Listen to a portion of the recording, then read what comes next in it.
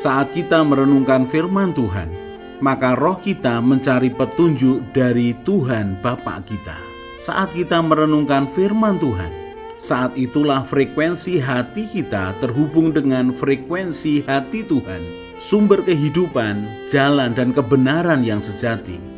Dan petunjuk yang didapat roh kita dari kebenaran firman Tuhan akan mengajar kita, menyatakan kesalahan kita, memperbaiki kelakuan kita, dan mendidik kita dalam kebenaran. Maka ketika kita melakukan kebenaran Tuhan, hidup kita akan menjadi terang dan garam bagi siapapun di sekeliling kita. Kalau setiap hari kita belajar firman Tuhan, maka hidup kita ini dijagai untuk selalu berada dalam kehendak Tuhan.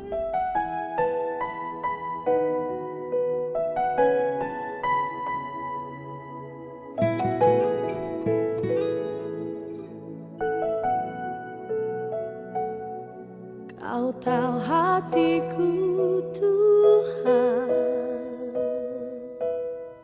Kau tahu rinduku Tuhan, Kau tahu harapku, Kau tahu mimpiku di tangan-Mu Tuhan. Dalam segenap jalanku, dalam setiap langkahku, hanya Kau Tuhan yang ku andalkan menghadapi semua. Yesus, Kau anugerah terindah dalam hidupku. Kau sungguh berarti di setiap jalanku. Anugerah-Mu selalu mempesonaku. Yesus, Kau terbaik. Yesus, Kau termanis di dalam hidupku.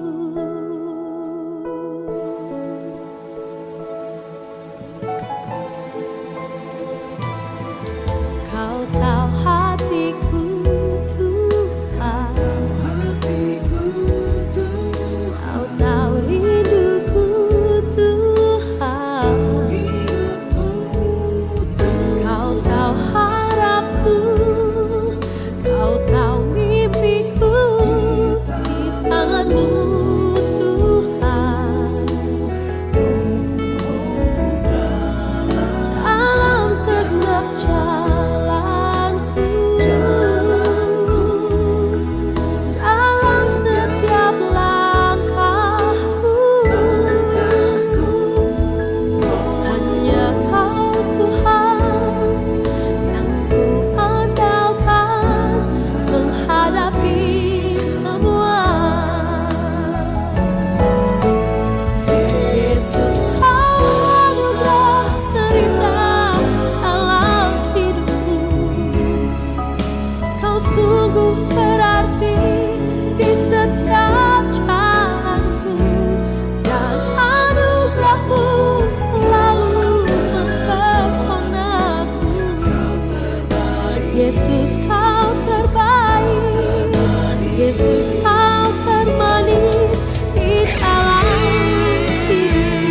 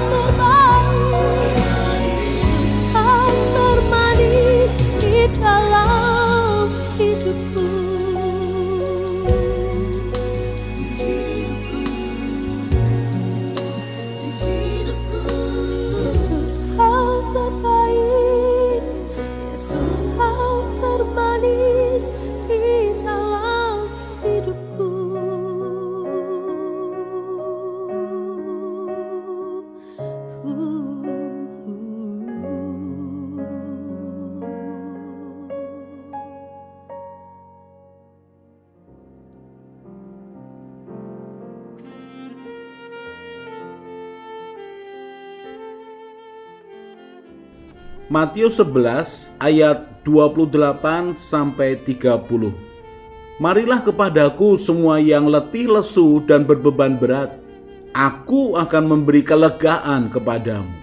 Pikulahku yang kupasang dan belajarlah padaku, karena aku lemah lembut dan rendah hati, dan jiwamu akan mendapat ketenangan. Sebab kuk yang kupasang itu enak, dan bebanku pun ringan.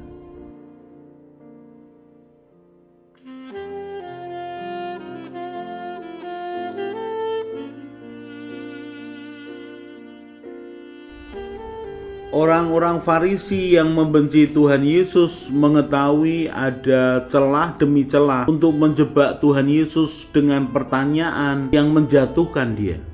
Orang-orang Farisi ini mengetahui ada beberapa yang merupakan gray area atau area abu-abu dalam hidup kebanyakan orang untuk mentaati Tuhan atau mentaati pemerintah.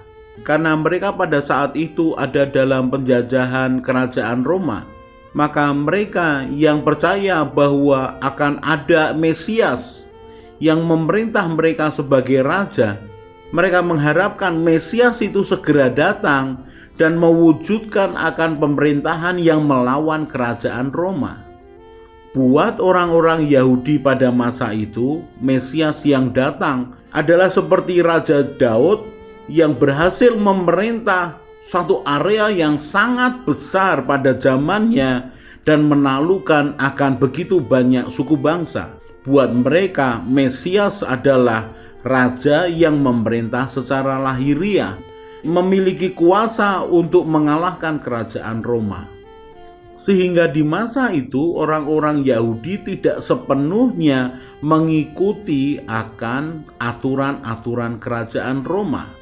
Dan kerajaan Roma pun dalam batas tertentu memberikan permakluman untuk orang-orang Yahudi melakukan kegiatan agamawi mereka. Dan orang-orang Farisi ini mengetahui celah.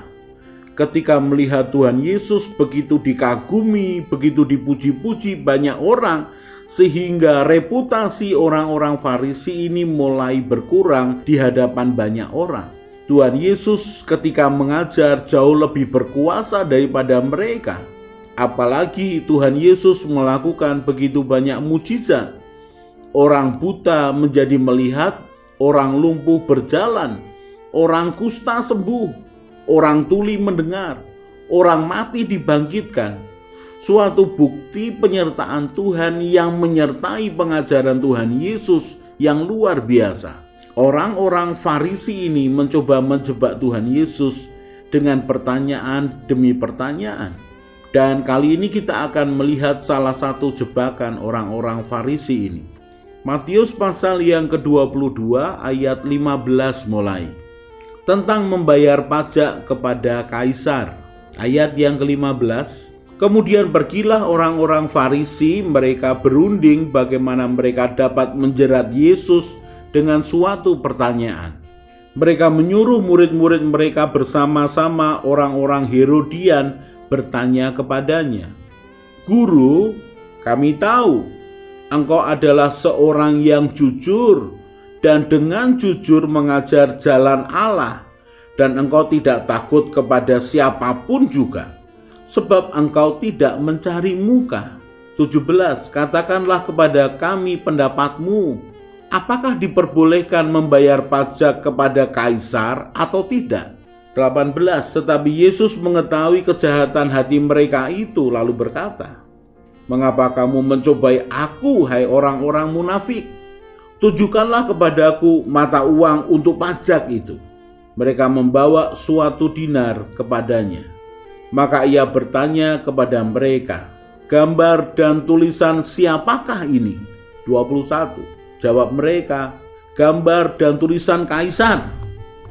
Lalu kata Yesus kepada mereka, "Berikanlah kepada Kaisar apa yang wajib kamu berikan kepada Kaisar, dan kepada Allah apa yang wajib kamu berikan kepada Allah." Mendengar itu heranlah mereka dan meninggalkan Yesus lalu pergi. Jawaban yang sungguh menghentikan langkah mereka. Karena suruhan orang Farisi ini, murid-murid orang Farisi ini ingin menjebak Tuhan Yesus. Jawaban yang mereka harapkan adalah, jangan membayar pajak kepada kaisar, bayarlah kepada Tuhan apa yang wajib kamu bayar. Itu jawaban yang diharapkan.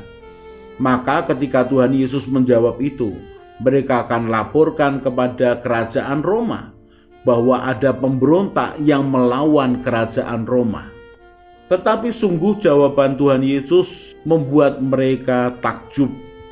Tuhan Yesus mengatakan, berikanlah kepada kaisar apa yang wajib kamu berikan kepada kaisar, dan berikanlah kepada Allah apa yang wajib kamu berikan kepada Allah. Artinya, satu harus dilakukan, yang lain jangan ditinggalkan. Bayarlah kepada Tuhan apa yang menjadi kewajibanmu. Dan orang-orang Farisi ini tahu persis apa yang menjadi kewajibannya di hadapan Allah. Salah satunya adalah persembahan persepuluhan. Di dalam beberapa peristiwa, orang Farisi ini menunjukkan mereka adalah orang-orang yang taat, menggenapkan akan kewajibannya kepada Allah. Lukas pasal yang ke-11 ayat 42. Tetapi celakalah kamu, hai orang-orang Farisi, sebab kamu membayar persepuluhan dari selasih, inggu, dan segala jenis sayuran, tetapi kamu mengabaikan keadilan dan kasih Allah. Yang satu harus dilakukan dan yang lain jangan diabaikan. Tuhan Yesus mengecam orang-orang Farisi ini yang begitu perhitungan terhadap sesuatu yang begitu kecil, selasih, inggu, dan sayuran. Dihitung persepuluhannya, mereka begitu tepat melakukannya sesuai dengan hukum Allah. Tetapi Tuhan Yesus menghardik mereka karena mereka mengabaikan keadilan dan kasih Allah. Mereka melakukan kewajibannya kepada Allah mereka, dan Tuhan Yesus mengingatkan bahwa yang satu harus dilakukan, yang lain jangan diabaikan. Engkau melakukan ketaatan ibadahmu, tetapi engkau jangan mengabaikan keadilan dan kasih Allah. Kalau engkau melakukan kewajibanmu kepada Allah dan engkau memiliki kewajiban kepada pemerintah, maka lakukanlah kewajibanmu kepada pemerintah seperti engkau melakukan kewajibanmu kepada Allah. Dan tentu kewajiban kepada Allah berbeda dengan kewajiban kepada pemerintah. Tetapi itu merupakan kewajiban atau sesuatu yang harus dilakukan. Bagian dari pengakuan akan otoritas, bagian dari ketaatan kepada pemerintah di atasnya. Belajar apa dari hal ini? Belajar bahwa di dalam Tuhan ada kewajiban yang harus dilakukan. Kewajiban untuk ibadah, kewajiban untuk melakukan kebenaran firman Tuhan, kewajiban untuk menerangi orang lain dengan terang yang di dalam kita, kewajiban untuk memberikan pengaruh dengan garam yang ada di dalam diri kita, kewajiban untuk membangun hubungan antara orang percaya satu dengan yang lain di dalam satu gereja lokal sebagai tubuh Tuhan, kewajiban untuk mengikuti pertemuan-pertemuan ibadah dan membangun persekutuan, dilatih untuk melayani Tuhan. Dan kewajiban apa yang ada dalam hidup kita kepada pemerintah atau atasan kita. Maka kepada atasan kita, kita memiliki tugas yang harus dilakukan. Lakukan tugasmu dengan segenap hati. Dan kepada pemerintah yang mengayomi kita, yang memikirkan segala sesuatu untuk kesejahteraan kita sebagai rakyatnya, mari kita bayar apa yang menjadi kewajiban kita. Kalau sekarang ini bayar PBB, pajak bumi bangunan, bayar pajak kendaraan, bayar retribusi, bayar parkir yang ditarik untuk menjadi pendapatan daerah, bayar pajak, daftarkan dirimu sebagai wajib pajak, dan bayarlah pajak penghasilanmu. Kita tidak bisa membandingkan kewajiban pemerintah dengan kewajiban kepada Tuhan, karena keduanya harus dilaksanakan dalam bentuk yang berbeda, tetapi satu, yaitu berupa kewajiban yang harus dilakukan kepada Tuhan atau kepada pemerintah. Sungguh pengajaran Tuhan Yesus itu menegakkan akan kebenaran, memberikan keseimbangan, dan juga menolong kita untuk menjalani kehidupan dengan baik. Bukan hanya kehidupan rohani, tetapi juga kehidupan jasmani. Bukan hanya kegiatan keagamaan, tetapi juga kegiatan masyarakat. Mari kita lakukan segala sesuatu dalam takut akan Tuhan. Mari hidup dalam kerajaan Allah di mana pemerintahan Allah itu berlaku dalam kehidupan kita. Roma 14 ayat yang ke-17. Sebab kerajaan Allah bukanlah soal makanan dan minuman, tetapi soal kebenaran, damai sejahtera, dan sukacita oleh Roh Kudus. Mari kita jalankan kewajiban kita kepada pemerintah, dan mari kita berikan kewajiban kita kepada Tuhan. Mari lakukan dengan keadilan dan penuh kasih Tuhan, supaya kebenaran, damai sejahtera, dan sukacita oleh Roh Kudus itu tinggal dalam kehidupan kita.